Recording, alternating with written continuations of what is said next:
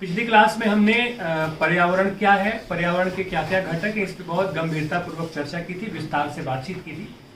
आज की क्लास में हम जानेंगे पारिस्थितिकी तंत्र, जिसको कि पारितंत्र भी कहा जाता है और अंग्रेजी में इसे हम कहते हैं इकोसिस्टम।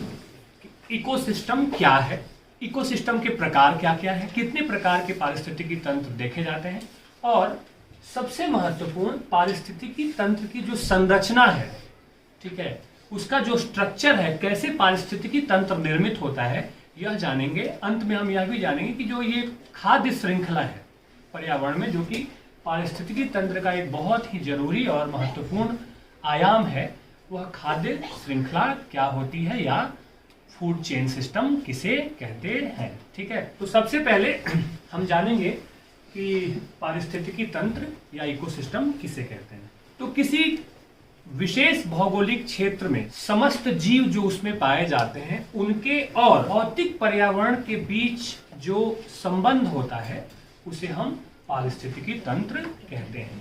इसको थोड़ा और आसान तरीके से अगर हम समझें, किसी भी जैव समुदाय का अपने अजैव वातावरण के साथ बहुत गहरा संबंध होता है। जैव और अजैव दोनों के बीच का जो आपसी संबंध है, इसी संबंध को हम पारितंत्र, पारिस्थितिकी तंत्र या इकोसिस्टम कहते हैं। अब हमें यह समझना है कि जो संबंध है, यह संबंध क्या होता है, ठीक है, और कैसे इसे हम समझेंगे कि पारिस्थितिकी तंत्र या पारितंत्र हम किसे कह सकते हैं। अब आप यह भी सवाल कर सकते हैं कि जैव और अजैव घटक तो इस पूरे पर्यावरण के हिस्से ही हैं, पर्यावरण ही पूरा जैव और अजैव घटकों से मिलकर के बना है, तो अंतर क्या है।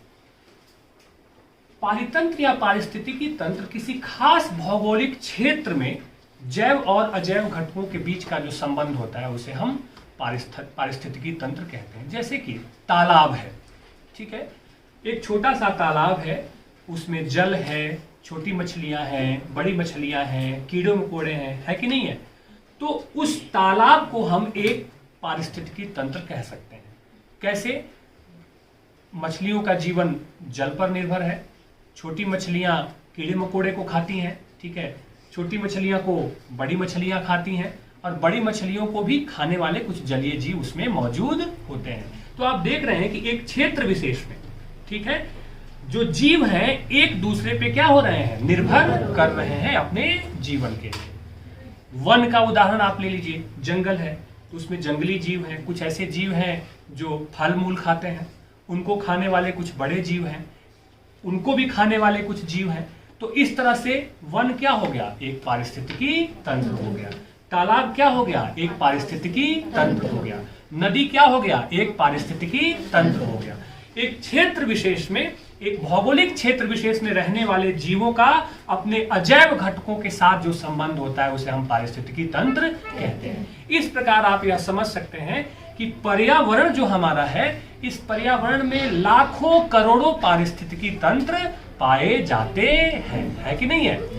पूरा पर्यावरण जो कि जैव और अजैव घटकों से बना है, तो इस एक पर्यावरण में हम कह सकते हैं कि हमारा जो यह पर्यावरण है, यह तमाम तरह के पारिस्थितिकी तंत्रों का क्या है, गुच्छा है, या बहुत तरह के पारिस्थितिकी तंत्र इस पर्यावरण का हिस्सा होते हैं। जहां तक इस शब्द की बात है, इकोसिस्टम, तो इकोसिस्टम शब्द की सबसे पहले व्याख्या 1935 में एक जर्मन वनस्पति शास्त्री ने की थी, एजी टांसले।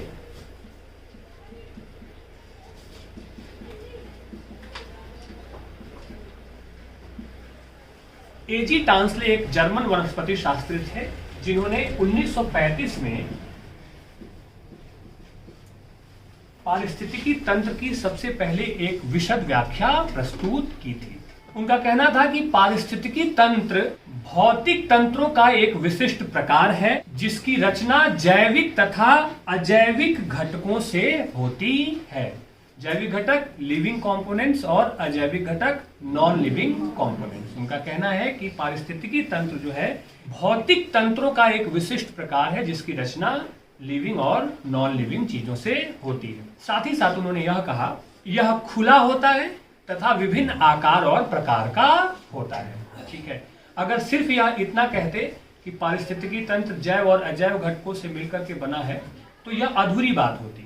यह खुला होता है और अलग अलग जगहों पे अलग अलग ढंग का होता है। जैसे कि मरुस्थल, रेगिस्तान, तो रेगिस्तान का भी एक क्या है, वह भी एक पारिस्थितिकी तंत्र है। समुद्र में रहने वाले छोटे छोटे पादप, जलीय जीव, वह एक नए ढंग का पारिस्थितिकी तंत्र वहां पे बना रहे हैं, जहां पे जैव घटक और अजैव घटक का दोनों का आपस में एक गहरा संबंध देखने को मिलता है। या जैव घटक अपने जीवन की निर्भरता के लिए कैसे अजैव घटकों से अपने लिए जरूरी चीजें ग्रहण करते हैं। आई बात समझ में? तो इस तरह से आप देखें, पारिस्थितिकी तंत्र एक क्षेत्र विशेष है। वन हो गया, नदी हो गई, तालाब हो गया, ठीक है, खेत हो गया, है ना, झील हो गया। तो इस क्षेत्र विशेष में रहने वाले जो जीव हैं, उन क्षेत्र विशेष के रहने वाले जीवों का अपने अजैव घटकों के साथ जो संबंध है, ऊर्जा का आदान प्रदान है, उसे हम पारिस्थितिकी तंत्र कहते हैं। अब समझ में आ गया आपको? कोई समस्या तो नहीं है? और बहुत सारे असंख्य पारिस्थितिकी तंत्र इस पर्यावरण का हिस्सा होते हैं। अब कई तरह के तालाब हैं, सैकड़ों तालाब हैं, सब सैकड़ों तालाब पारिस्थितिकी तंत्र का उदाहरण है। नदियां पारिस्थितिकी तंत्र का उदाहरण है, वन पारिस्थितिकी तंत्र का उदाहरण है। तो ये सब पारिस्थितिकी तंत्र या पारितंत्र मिलकर पर्यावरण का निर्माण करते हैं। स्पष्ट है? आ गया समझ में? ठीक है। अब हम जानेंगे कि पारितंत्र या पारिस्थितिकी तंत्र के प्रकार कौन कौन से होते हैं। ठीक है। पारितंत्र या पारिस्थितिकी तंत्र के दो प्रकार होते हैं, एक प्राकृतिक पारितंत्र या पारिस्थितिकी तंत्र और दूसरा मानव निर्मित। प्राकृतिक को हम नेचुरल इकोसिस्टम कहते हैं, जो स्वतः निर्मित हुआ है, ठीक है, और दूसरा मानव निर्मित, मैन मेड, जो हम मनुष्य बनाते हैं। तो पहला जो प्राकृतिक पारितंत्र है वह स्वाभाविक पारितंत्र है। जैसे कि नदी का निर्माण मनुष्य ने नहीं किया, उसका निर्माण किसने किया है? प्रकृति ने किया है। तो प्रकृति के द्वारा निर्मित हुआ पारितंत्र है, जिसमें बहुत सारे जलीय जीव रहते हैं, ठीक है, जल होता है, ठीक है, पादप होते हैं, छोटे छोटे जीव जंतु होते हैं, जीवाणु होते हैं, तमाम तरह की चीजें उसमें होती हैं। और उस क्षेत्र में, उस नदी में रहने वाले जो जीवित लोग होते हैं, वह जल के ऊपर अपनी निर्भरता रखते हैं। जल क्या है? अजैव घटक है, ठीक है। और फिर जल में रहने वाले जो विभिन्न प्रकार के जीव हैं, वह भी अपने जीवन के लिए एक दूसरे से ऊर्जा लेते हैं, अपने पोषण के लिए, अपने भोजन के लिए एक दूसरे पे क्या होते हैं? निर्भर होते हैं।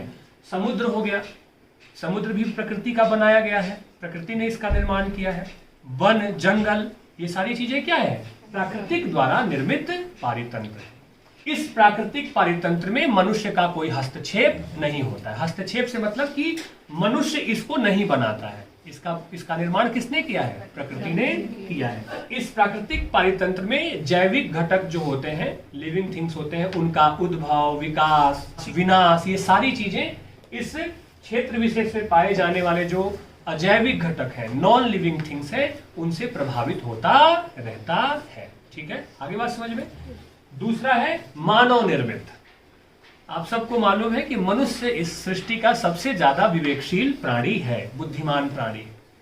तो उसके पास चीजों को जानने समझने की ताकत है, नए नए प्रयोग करने की ताकत है, ज्ञान और तकनीक का इस्तेमाल करके नई चीजें निर्मित करने की शक्ति है मनुष्य के पास। तो मनुष्य अपनी सूझबूझ और सुविधाओं के हिसाब से जो पारितंत्र निर्मित करता है, उसे हम मानव निर्मित पारितंत्र कहते हैं। जैसे कि आपने देखा होगा, एक्वेरियम देखा होगा, ठीक है, जिसमें छोटी छोटी मछलियां रहती हैं, शीशे में बंद होती है ना, पानी आता रहता है उसमें, ठीक है। वो किसने बनाया? मनुष्य ने बनाया। वो अभी क्या है? एक पारितंत्र का उदाहरण है, ठीक है। छोटा सा तालाब, मनुष्य ने तालाब बना दिया, उस तालाब में जल छोड़ दिए, छोटी मछलियां डाल दी, बड़ी मछलियां डाल दी, कछुआ डाल दिया, और भी बहुत तरह के जलीय जंतु उसमें क्या हो गए? रहने लगे। तो तालाब का निर्माण किसने किया? मनुष्य ने किया। तो तालाब के भीतर जो जैविक और अजैविक घटकों के बीच का जो संबंध होगा, वह संबंध किसके द्वारा निर्मित होगा? मनुष्य के द्वारा निर्मित हुआ। छोटा सा बगीचा लगा दिया, बगीचा में क्या कर दिया? कुछ फूल लगा दिए, मधुमक्खियां लगा दी, ठीक है। हनी पालन होता है ना, जैसे मधुमक्खी जो हनी पालन होता है, वह भी क्या है? पारिस्थितिकी तंत्र का उदाहरण है, और वह मानव निर्मित पारिस्थितिकी तंत्र का उदाहरण है, ठीक है। तो दो पारितंत्र हो गए, एक प्राकृतिक और दूसरा मानव निर्मित। समझ में आ गया? ठीक है। परितंत्र या पारिस्थितिकी तंत्र की जो संरचना है उसे समझना जरूरी है। ठीक है, बहुत ही जरूरी विषय है, महत्वपूर्ण विषय, उसे ध्यान से समझिएगा, बहुत आसानी से समझ में आ जाएगा और हमेशा के लिए आपके दिमाग में एक प्रिंट भी बन जाएगा। जैसा कि शुरू में पर्यावरण की परिभाषा के दौरान भी यह बात कही गई कि हमारा जो पर्यावरण है वह जैव और अजैव घटकों से मिलकर के बना है, और पारितंत्र में हम यह पढ़ते हैं कि जैव और अजैव घटकों के बीच का जो संबंध है उस संबंध को हम क्या कहते हैं? पारितंत्र कहते हैं, पारिस्थितिकी तंत्र कहते हैं। तो इसकी संरचना कैसे होती है? तो पारिस्थितिकी तंत्र की संरचना दो घटकों से होती है, जैव घटक और अजैव घटक। ठीक है, पहले हम जैव घटक पर विस्तार से बात करेंगे, फिर हम अजैव घटकों के बारे में आएंगे। इसके भी तीन रूप हैं, कार्बनिक, अकार्बनिक और वायवीय कारक। ठीक है, उसे भी हम समझेंगे। पहले हम आते हैं जैव घटक के बारे में। ठीक है, जैव घटक क्या होते हैं? बायोटिक कंपोनेंट, जिसके बारे में हमने पढ़ा है, बायोटिक। आप सब जानते हैं जैव घटक के अंतर्गत क्या आते हैं? जीव जंतु और पेड़ पौधे आते हैं ना। जीव जंतु पेड़ पौधे जैव घटक के अंतर्गत आते हैं। लेकिन इसके भी तीन प्रकार किए गए, इसकी भी तीन श्रेणियां बताई गई हैं। उत्पादक, जिसे हम प्रोड्यूसर कहते हैं, उपभोक्ता, जिसे हम कंज्यूमर कहते हैं। ठीक है, और अपघटक, उत्पादक, उपभोक्ता और अपघटक, ये तीन श्रेणियां होती हैं जैव घटक के। ठीक है, जैव घटक में जीव जंतु पेड़ पौधे, जीव जंतु में मनुष्य से लेकर बैक्टीरिया से लेकर वायरस से लेकर पेड़ पौधे, जीव जंतु छोटे बड़े सारे इसमें आ जाते हैं, और सभी पेड़ पौधे आ जाते हैं। तो पहला होता है उत्पादक। ठीक है, दिख रहा है ये? उत्पादक हम उन्हें कहते हैं जो अपना भोजन स्वयं बनाते हैं। ठीक है, और कहीं ना कहीं बाकी सारे जो जीव जंतु होते हैं वह प्रत्यक्ष रूप से या अप्रत्यक्ष रूप से अपने भोजन के लिए इन्हीं उत्पादकों पर निर्भर करते हैं।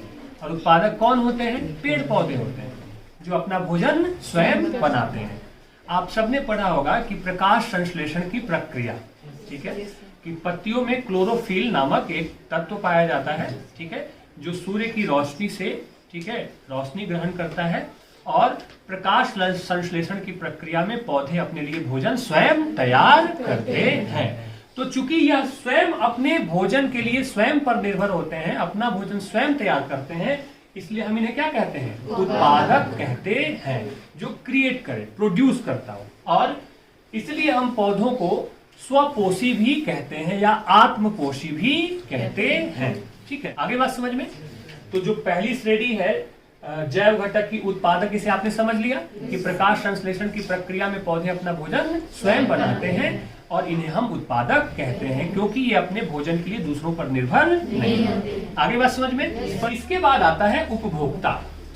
ठीक है, जिसे हम कंज्यूमर कहते हैं। ठीक है, तो उपभोक्ता से तात्पर्य यह है जो जीव अपना भोजन स्वयं नहीं बना पाते, अपने भोजन के लिए उत्पादक यानी कि प्रोड्यूसर पर निर्भर करते हैं, उन्हें हम उपभोक्ता कहते हैं। इन्हें हम परपोषी भी कहते हैं। परपोषी मतलब जो अपने पोषण के लिए, अपने भोजन के लिए दूसरे पर निर्भर होते हैं। तो ये जो उपभोक्ता होते हैं ये प्रत्यक्ष रूप से, डायरेक्ट या इनडायरेक्ट, प्रत्यक्ष रूप से या अप्रत्यक्ष रूप से पौधों द्वारा जो तैयार किया गया भोजन होता है उसे प्राप्त करते हैं। प्रत्यक्ष रूप से मतलब यह हुआ बच्चे कि जैसे गाय है, बकरी है, वो डायरेक्ट क्या होती है? सीधा सीधा घास खाती है। और कुछ ऐसे भी जीव हैं जो छोटे छोटे शाकाहारी जंतुओं को खाते हैं, टिड्डा को खाते हैं कि नहीं, कीड़े मकोड़ों को खाते हैं। जो टिड्डे, जो कीड़े मकोड़े घास खाते हैं, पत्तियां खाते हैं, वो जीव क्या करते हैं? उन टिड्डों को खा लेते हैं। आई बात समझ में? तो प्रत्यक्ष यानी कि या अप्रत्यक्ष, सीधे या किसी और माध्यम से जो लोग अपने भोजन के लिए दूसरों पर निर्भर होते हैं, उन्हें हम क्या कहते हैं? उपभोक्ता कहते हैं। आई बात समझ में? इस उपभोक्ता की भी तीन श्रेणियां बताई गई है। ठीक है, तो उपभोक्ता जो कंज्यूमर है उसकी 3 श्रेणियां बताई गई हैं। प्राथमिक उपभोक्ता जिसे हम प्राइमरी कंज्यूमर कहते हैं, ठीक है, द्वितीयक उपभोक्ता जिसे हम सेकेंडरी कंज्यूमर कहते हैं, और तृतीयक उपभोक्ता टेरिटरी कंज्यूमर इन्हें हम कहते हैं, ठीक है। अब ये क्या होते हैं इसे हम समझना है। प्राथमिक उपभोक्ता वे उपभोक्ता होते हैं जो सीधे सीधे पेड़ पौधों से अपना भोजन ग्रहण करते हैं। सीधा उनका भोजन किससे होता है? पेड़ पौधों से ग्रहण कर लेते हैं वो। जैसे कि गाय, भैंस, बकरी, हिरन, ये सब क्या है? घास, पत्तियां, फूल, फल, यही सब खाते हैं ना।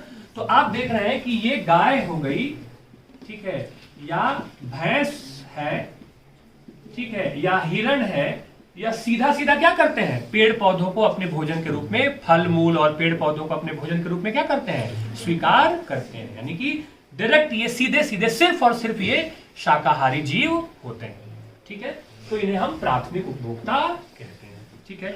इसके बाद आते हैं द्वितीयक, ठीक है। द्वितीयक उपभोक्ता वे जीव होते हैं जो अपना भोजन शाकाहारी जंतुओं से प्राप्त करते हैं, ठीक है। यानी कि पेड़ पौधे खाने वाले जो छोटे छोटे जीव होते हैं उनको ये द्वितीयक श्रेणी के जो जीव जंतु हैं वो खाते हैं। ये मांसाहारी होते हैं, ठीक है। जैसे कि सांप, ठीक है, सांप कीड़े मकोड़े खाता है कि नहीं खाता है? ठीक है। तो सांप हो गया जो जंगलों में रहता है, जो छोटे छोटे टिड्डे, छोटे छोटे कीड़े मकोड़े जो वनस्पतियां खाते हैं, ठीक है, उसको क्या करता है? सांप खा जाता है। छिपकली हो गई, ठीक है, या लोमड़ी हो गई, ठीक है। तो आप ये देखें, लोमड़ी भी क्या करती है? छोटे छोटे जंतुओं को मार करके खा जाती है, जीव जंतुओं को मार करके खा जाती है। तो द्वितीयक उपभोक्ता ये हुए जो शाकाहारी जंतुओं को, छोटे छोटे शाकाहारी जंतुओं को मार करके अपना भोजन ग्रहण करते हैं, उसे हम द्वितीयक श्रेणी का उपभोक्ता कहते हैं। आगे बात समझ में। फिर आता है तृतीयक उपभोक्ता। ये उच्च श्रेणी के मांसाहारी जीव होते हैं, बड़े किस्म के खदोड़ होते हैं, ठीक है ना, बहुत ज्यादा मतलब भयानक किस्म के मांसाहारी जीव होते हैं। जैसे कि शेर हो गया, चीता हो गया, ठीक है ना। तो शेर किसी को भी द्वितीय श्रेणी में पाए जाने वाले कोई भी जो जीव है उनको क्या कर देगा? समाप्त कर देता है, मार देता है और अपना भोजन ग्रहण कर लेता है। चीता है, वह भी बहुत खतरनाक होता है, वह भी इस तरह के जो सेकेंडरी जो कंज्यूमर है, उपभोक्ता है, उनको मारता है और कहता है कि चलो आओ अब तुम्हारा काम हो गया। आई बात समझ में। तो ये थर्ड जो कैटेगरी होती है खतरनाक कैटेगरी होती है। उच्च श्रेणी के उपभोक्ता होते हैं जो द्वितीयक उपभोक्ता यानी कि जो मांसाहारी जीव हैं उनको मार करके अपना भोजन ग्रहण कर लेते हैं। आई बात समझ में। तो इसी तरह से देखें कैसे फूड चेन बन रहा है। पौधे को खा रहे हैं, फिर उसको कोई खा रहा है, फिर उसको कोई खा रहा है कि नहीं है। तो ऊर्जा का आदान प्रदान कैसे हो रहा है कि नहीं हो रहा है। तो ये प्रक्रिया हम आगे चलकर खाद्य श्रृंखला में भी देखेंगे। तो ये तीन तरह के उपभोक्ता हो गए, प्राथमिक, द्वितीयक और तृतीयक उपभोक्ता। ठीक, उपभोक्ताओं की श्रृंखला में एक जीव आता है सर्वाहारी, नाम से ही स्पष्ट है, जो सब कुछ खाता है, यानी कि जो वनस्पतियों से भी निकले हुए जो उत्पाद है भोजन के लिए उसे भी खाता है और मांस भी खाता है। और इस श्रेणी का सबसे जो उच्च कोटि का जीव है वह है मनुष्य और कुत्ता। ये दोनों जो है सर्वाहारी माने जाते हैं। कि मनुष्य क्या है, वनस्पतियों से निर्मित उत्पाद जो है अनाज वह भी खाता है और मांस भी खाता है। कुत्ता भी सब कुछ खाता है। तो ये जो जीव होते हैं ये सब कुछ खाते हैं, यानी कि शाकाहारी भी होते हैं और मांसाहारी भी होते हैं। ठीक है, तो इन्हें हम सर्वाहारी कहते हैं। इस श्रेणी में मनुष्य, कुत्ता और भी जीव होंगे, मेरे ख्याल से बिल्ली भी आ जाएगी, है ना। बिल्ली भी खा जाती है। ठीक है, तो ये सर्वाहारी जीव कहलाते हैं। ठीक है बच्चे। बायोटिक कंपोनेंट के जैविक घटक के 3 श्रेणियां बताई गई थी ना। पहला क्या था, उत्पादक, ठीक है, जिसके बारे में हमने बताया। फिर क्या था, उपभोक्ता, उसके बारे में बताया। और तीसरा क्या था, अपघटक, जिसे हम डीकम्पोजर्स कहते हैं। ठीक है, अपघटक होते हैं बच्चे जीवाणु, सभी प्रकार के जो जीवाणु होते हैं उसे हम अपघटक कहते हैं। इनका काम क्या होता है, ये पौधे और जीव जंतुओं को क्या करते हैं, मरे हुए जो जीव जंतु हैं या जो पौधे उनको क्या करते हैं, सड़ाते हैं, गलाते हैं और उनको मिट्टी में मिला देते हैं। आगे बस समझ में। आप देखेंगे कि कोई जीव जंतु मर जाता है तो उस पर कीड़े मकोड़े लग जाते हैं और धीरे धीरे धीरे धीरे क्या हो जाता है, वो सड़ जाता है। तो अचानक नहीं सड़ता है, उसको जो जीवाणु होते हैं वो क्या कर देते हैं, सड़ाते हैं, गलाते हैं और फिर वह मिट्टी में मिल जाता है। ये जो जीवाणु है इन पौधों से या मृत जीव जंतुओं से क्या करते हैं, अपने लिए भोजन प्राप्त करते हैं, अपने लिए ऊर्जा भी प्राप्त करते हैं और उन्हें मिट्टी में मिला देते हैं। तो एक तरह से आप देखें तो ये जो डीकंपोजर्स होते हैं, जो जीवाणु होते हैं, ये सफाई का भी काम करते हैं, इसलिए इन्हें हम अपमार्जक भी कहते हैं। क्या कहते हैं, अपमार्जक, यानी कि ये सफाई का काम करते हैं। ठीक है, तो ये 3 तरह के प्रकार हो गए बायोटिक कंपोनेंट के, जीव जंतु और पेड़ पौधों के। क्या है, उत्पादक, दूसरा उपभोक्ता और तीसरा आगे बात समझ में। तीनों को ठीक से आपने समझ लिया, उपभोक्ताओं के प्रकार को आपने जान लिया। ठीक है, अब हम आते हैं एबायोटिक कंपोनेंट। ठीक है, और एबायोटिक कंपोनेंट के क्या क्या श्रेणियां हैं, क्या क्या प्रकार हैं, उसको जैसे ही हम समझेंगे हम इस दोनों के रिलेशन को और अच्छे से क्या कर पाएंगे, समझ पाएंगे।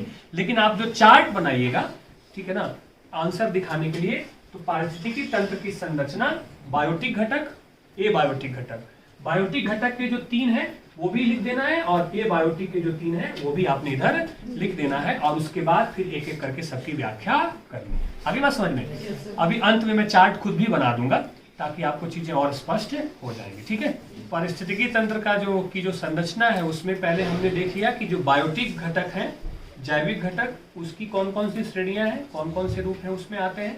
और अब हम जानेंगे कि जो अजैविक घटक यानी कि जो एबायोटिक कंपोनेंट है उसकी क्या क्या कौन कौन सी चीजें उसमें आती हैं। ठीक है, तो सबसे पहले आता है अकार्बनिक तत्व।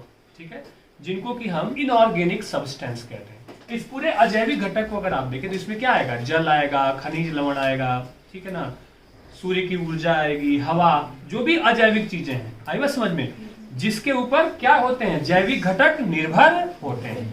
सूर्य की ऊर्जा, जल एवं खनिज लवण, ठीक है ना, मृदा, यही सारी चीजें होती है ना जो निर्भरता बढ़ाती है उनको। स्थल, जल, वायु, ये सारी चीजें आती है ना, आपने पर्यावरण के अंतर्गत पढ़ा होगा, स्थल, जल, वायुमंडल और तब जीवमंडल होता है ना। तो ये एबायोटिक कंपोनेंट में सारी चीजें आ जाती हैं। अब इसको हम डिवीजन करते हैं, इसको हम बांटते हैं। सबसे पहले आता है अकार्बनिक, ठीक है, जिसे हम इनऑर्गेनिक सब्सटेंस कहते हैं।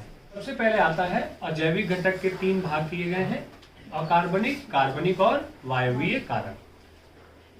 अकार्बनिक जो इनऑर्गेनिक सब्सटेंस होता है, इसमें जो चीजें आती हैं, जल और खनिज लवण। क्या क्या, जल और खनिज लवण। इसके साथ साथ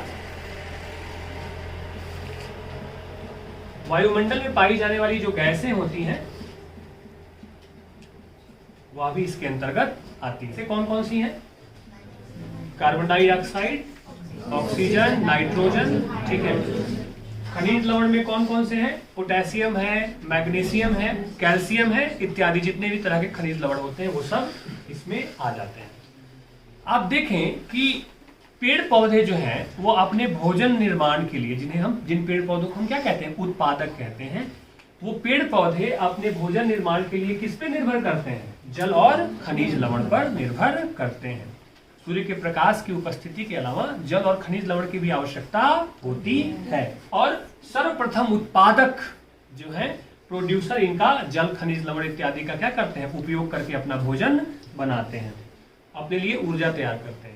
फिर इसका इस्तेमाल कौन करता है, उपभोक्ता करता है। उपभोक्ता करते हैं ना, प्रथम श्रेणी और द्वितीय श्रेणी का।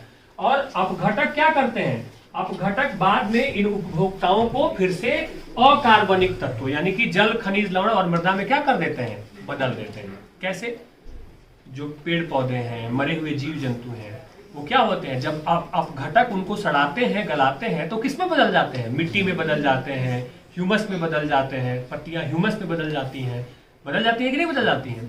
तो वो सारी चीजें अकार्बनिक तत्वों में फिर से हो जाती हैं, क्या हो जाती हैं, बदल जाती हैं। तो ये प्रक्रिया जो है वह चलती रहती है। इसलिए अब आप देखें कि कैसे एक दूसरे से संबंध है कि नहीं है।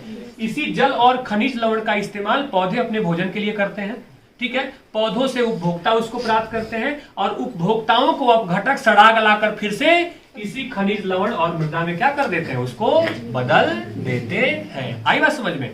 तो ये होते हैं अकार्बनिक सब्सटेंस, इनऑर्गेनिक सब्सटेंस जिन्हें कहा जाता है। ठीक बात आता है कार्बनिक सब्सटेंस। अब जो है कार्बनिक सब्सटेंस है, ठीक है, इसके अंतर्गत क्या है, प्रोटीन आता है, वसा आता है, फैट, शर्करा इत्यादि चीजें कार्बनिक सब्सटेंस के अंतर्गत आती हैं। ठीक है, जीवाणु जो होते हैं, ठीक है, अपघटक, ठीक है, वो अपनी क्रिया द्वारा इसको क्या कर देते हैं, अकार्बनिक में बदल देते हैं। कैसे? जैसे कि मान लीजिए कोई मरा हुआ जीव जंतु है, ठीक है, तो उसके शरीर में क्या है, प्रोटीन भी है, फैट भी है, ग्लूकोज भी है कि नहीं है ना? फिर क्या करता है ये जो अपघटक है, डिकम्पोजर, उसको सड़ाता है, गलाता है, ठीक है, और फिर से उसको क्या कर देता है, खनिज लवण, पोटेशियम, मैग्नीशियम, कैल्शियम यानी कि इनऑर्गेनिक सब्सटेंस में उसको क्या कर देता है, बदल देता है। तो ये कार्बनिक जो ऑर्गेनिक सब्सटेंस है जीव जंतु और पेड़ पौधों में पाए जाते हैं, और फिर से अपघटक क्या करता है, उसको इनऑर्गेनिक, ठीक है, यानी कि खनिज लवण इत्यादि में क्या कर देता है, उसको बदल देता है, और उससे फिर से पौधे क्या करते हैं, ग्रहण करते हैं, अपना भोजन बनाते हैं। यानी कि ये साइकिल चल रहा है कि नहीं चल रहा है?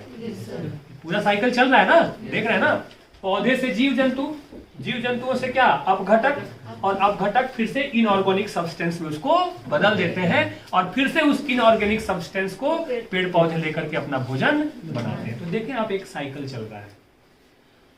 कैसे जीवित वस्तुएं जो है, जो लिविंग ऑर्गन्स हैं, वो नॉन लिविंग ऑर्गन्स पे अपने जीवन के लिए निर्भर हो रही हैं, और यही प्रक्रिया मिल करके पारिस्थितिकी तंत्र की संरचना करती है। आई बात समझ में? और अंत में जो फैक्टर होता है वह होता है जलवायुवीय घटक। ठीक है, तीसरी श्रेणी है, वो है जलवायुवीय घटक, क्लाइमेटिक फैक्टर। इसमें क्या क्या है, क्लाइमेटिक फैक्टर में कौन कौन सी चीजें आती हैं? वायु, जो जलवायु से जुड़ा हुआ है, तापमान, ठीक है, वर्षा, आर्द्रता, ठीक है, ये सारी जो वायुमंडल में जो होने वाली जो घटनाएं हैं या उसके जो तत्व हैं, उसको सम्मिलित रूप से हम जलवायुवीय घटक कहते हैं। अब आप देखें कि जो इसमें एक एक चीज का अपना अपना रोल है, महत्व है। ये सारी चीजें जो जिसमें कि सौर ऊर्जा है, आर्द्रता है, वायु है, कोहरा है, ये जो पारिस्थितिकी तंत्र में जो पौधे हैं या जीव जंतु हैं, उनकी संख्या को प्रभावित करते हैं। आई बस समझ में? कैसे प्रभावित करते हैं? अब देखिए कि रेगिस्तान जहां होगा, जाहिर सी बात है वहां कम लोग रहते होंगे, है कि नहीं है? जहां स्थल होगा, जहां अच्छा वातावरण होगा, वहां लोग ज्यादा रहते होंगे। तो ये जो जलवायुवीय घटक जो है, जिसमें कि वायु, तापमान, सौर ऊर्जा इसका एक बहुत महत्वपूर्ण हिस्सा है। सोलर एनर्जी नहीं हो, सूर्य की ऊर्जा नहीं हो, तो पौधे भी अपना भोजन क्या कर पाएंगे, नहीं बना पाएंगे। हमारे लिए भी जीवन जीना क्या हो जाएगा, मुश्किल हो जाएगा। ये जो पारिस्थितिकी तंत्र में उपस्थित जो पौधे और जीव जंतु हैं, उनकी संख्या को निर्धारित करते हैं और प्रभावित करते हैं। ठीक है, जैसे कि मान लीजिए, कैसे, छोटा सा उदाहरण देता हूं, बहुत अधिक बारिश हो गई तो फसलें क्या हो जाएंगी, खत्म हो जाएंगी। बहुत कम बारिश हो गई तो क्या हो जाएगा, सूखा पड़ जाएगा। तो पौधे जो हैं, पेड़ पौधे हैं, उनको बारिश प्रभावित कर रही है कि नहीं कर रही है? कर रही है ना। तो ये जलवायुवीय जो कारक होते हैं, इन कारकों से पारिस्थितिकी तंत्र में रहने वाले जो जीव जंतु और पौधे होते हैं, उनकी संख्या निर्धारित होती है और उनको ये प्रभावित करते हैं। इसलिए अजैविक घटक के अंतर्गत इनकी भी एक बहुत महत्वपूर्ण भूमिका होती है कि कैसे जो पारिस्थितिकी तंत्र है उसमें रहने वाले जो जीव हैं, जीव जंतु हैं, पादप हैं, वे पादप और जीव जंतु जलवायुवीय घटक, जिसमें कि वर्षा है, तापमान है, वायु है, सौर ऊर्जा है, उनका पूरा प्रभाव होता है। इस प्रकार आपने देखा कि कैसे जैव घटक और अजैव घटक एक दूसरे से जुड़े हुए हैं, और ये जैव घटक और अजैव घटक के बीच का जो आपसी संबंध है, इसी संबंध को हम पारिस्थितिकी तंत्र या पारितंत्र कहते हैं। और दूसरी बात कि जैव घटक जो लिविंग ऑर्गन्स हैं, वो अपने जीवन के लिए अजैव घटकों के साथ संबंध बनाते हैं, उनके ऊपर निर्भर करते हैं। तो यह पूरी प्रक्रिया जो है, यह पूरा जो सिस्टम है वह पारिस्थितिकी तंत्र का निर्माण करता है।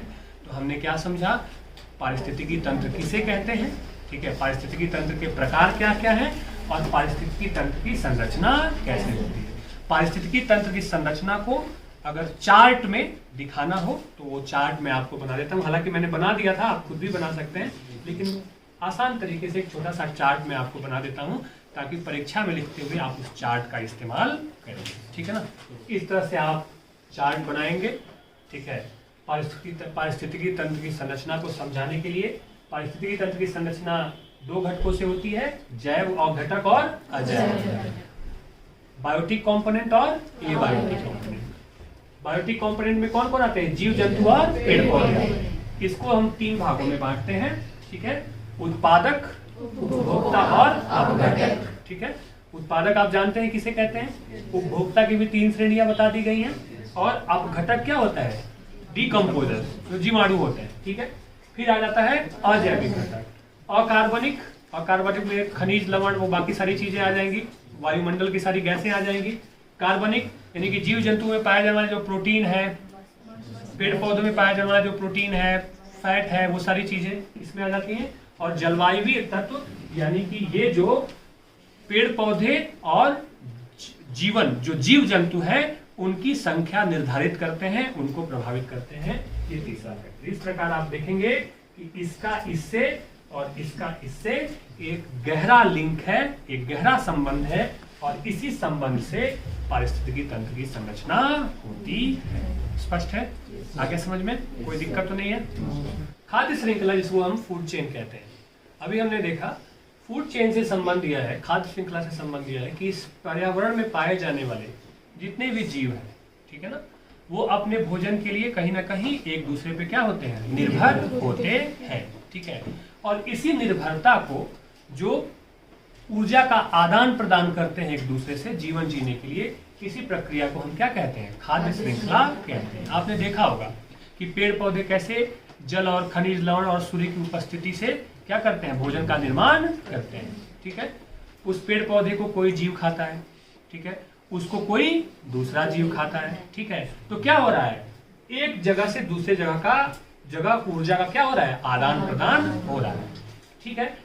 पादप जो होते हैं जिन्हें हम उपभोक्ता कहते हैं, इनको कौन खाता है, प्रथम श्रेणी के उपभोक्ता खाते हैं। उनसे अपना भोजन कौन ग्रहण करता है, द्वितीय श्रेणी के उपभोक्ता। उनसे अपना भोजन कौन ग्रहण करता है, तृतीय श्रेणी का उपभोक्ता। तो क्या हो रहा है, एक तरह से आप देखें कि भोजन प्राप्त करने की क्या हो रही है, श्रृंखला बन रही है।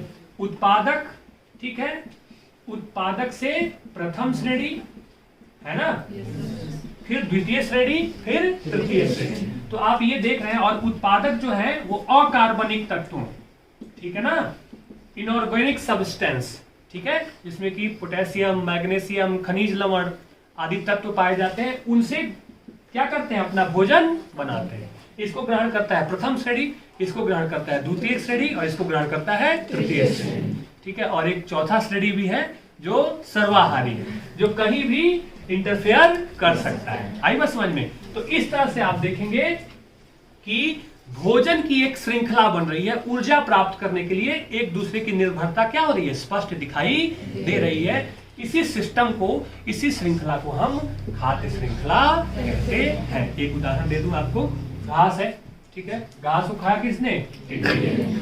टिड्डी को खाया किसने, मेढक को खाया किसने, और सांप को खाया किसने, आई बात समझ में। तो घास क्या है, प्रोड्यूसर है, उत्पादक है, ठीक है। इसको खा लिया टिड्डी ने, टिड्डी को खा लिया मेढक ने, मेढक को खा लिया सांप ने, सांप को खा लिया बाज ने। अगर बाज को भी कोई खाने वाला हो तो वह भी इसमें आगे चेन में जुड़ जाएगा।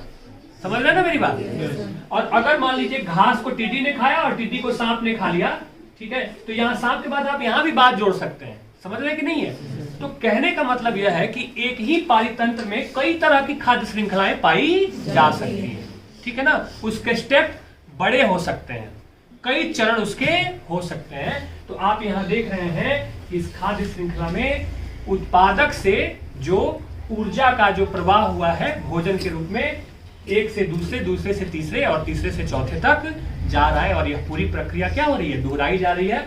और अंत में इन्हें अपघटक क्या करते हैं, इनऑर्गेनिक सब्सटेंस में बदल देते हैं, जल और खनिज लवण में। और उसी जल और खनिज लवण को ये घास, ये पौधे फिर से ग्रहण करते हैं और ये साइकिल क्या होता रहता है, घूमता रहता है। और यही प्रक्रिया खाद्य श्रृंखला कहलाती है। स्पष्ट है? कोई कंफ्यूजन तो नहीं है? तो हमने क्या क्या सीख लिया, पारिस्थितिकी तंत्र की परिभाषा, उसके प्रकार, ठीक है, उसकी संरचना और खाद्य श्रृंखला। खाद्य श्रृंखला पारिस्थितिकी तंत्र का एक महत्वपूर्ण आयाम है, जिसमें सभी जीव एक दूसरे से भोजन के लिए निर्भर करते हैं, भोजन के लिए एक दूसरे पर निर्भर करते हैं और एक दूसरे से ऊर्जा का आदान प्रदान करते हैं। ठीक है।